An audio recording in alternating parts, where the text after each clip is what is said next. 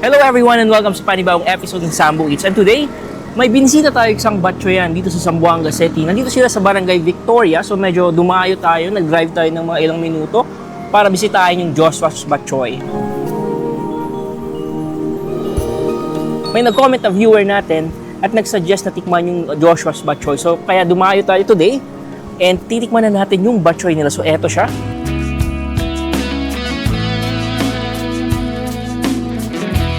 So ito yung chicken batchoy ng Joshua's Batchoy. So merong chicken meat, may mga gulay, may repolyo. Ito. And then merong beef chicharon, merong hard-boiled egg, and then yung creamy na sabaw ng batchoy nila. So tingnan nyo, napaka-creamy ng sabaw. Hindi siya ordinaryong batchoy lang. And tinanong ko yung staff nila, may halong milk yung batchoy nila. So unlike sa ibang batchoy na purong sabaw lang or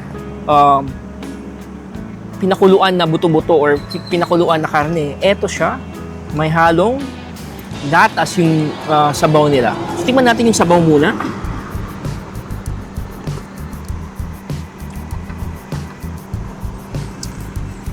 Napaka-savory, napakasarap ng sabaw. Then this time, tikman naman natin yung chicken meat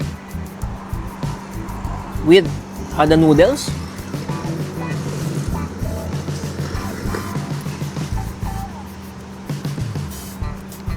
Napaka-comforting nung lasa nung sabaw, masarap.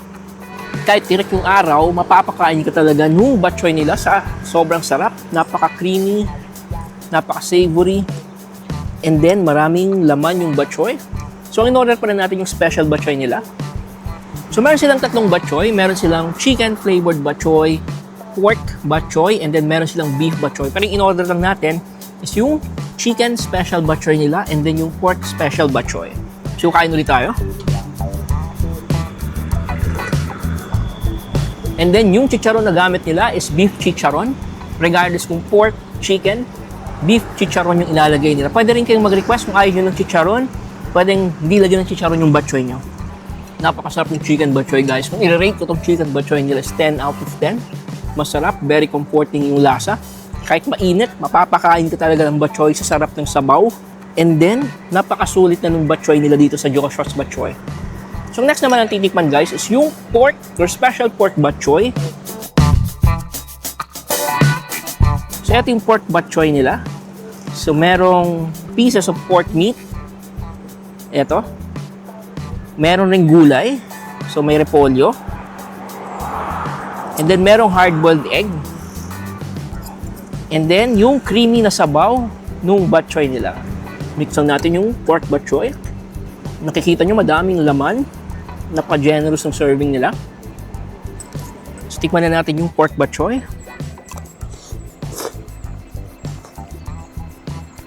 Yung sabaw talaga yung nagdala dito sa Joshua's Batchoy, guys.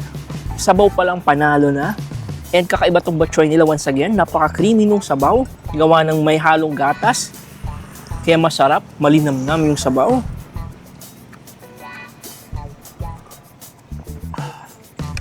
And once again, kahit tirik yung araw, mapapakain ka talaga ng batchoy. Kasi nga, kakaiba yung batchoy nila, masarap. And then, di tinipid yung laman. And then, kung tatanungin nyo, worth it ba ang pagdayo natin dito sa Barangay Victoria para sa Joshua's Batchoy? I can definitely say na very worth it siya. 10 out of 10. Masarap yung batchoy nila. Spacious yung lugar. May parking. Hindi lang batchoy yung in-offer nila dito. Meron din silang chicken inasal. And may iba't ibang pasalubong rin sila doon sa may counter nila na pwede yung bilhin.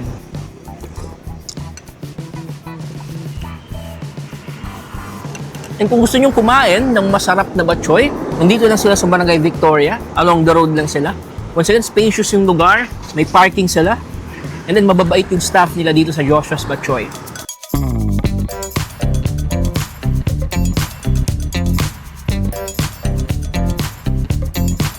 Nandito tayo sa last part ng ating video for today, guys. Kung nagustuhan nyo itong video, paki-like and paki-comment.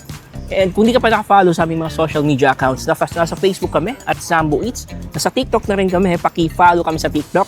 And kung di ka pa nakasubscribe sa aming YouTube channel, paki-subscribe din po. Malaking tulong po yun sa pagpapatuloy ng paggawa namin ng mga ganitong content. So once again, nandito tayo sa Joshua's Batchoy. Nasa Barangay Victoria lang sila. Open sila from 7:30 a.m. to 7 p.m. Mondays to Sundays.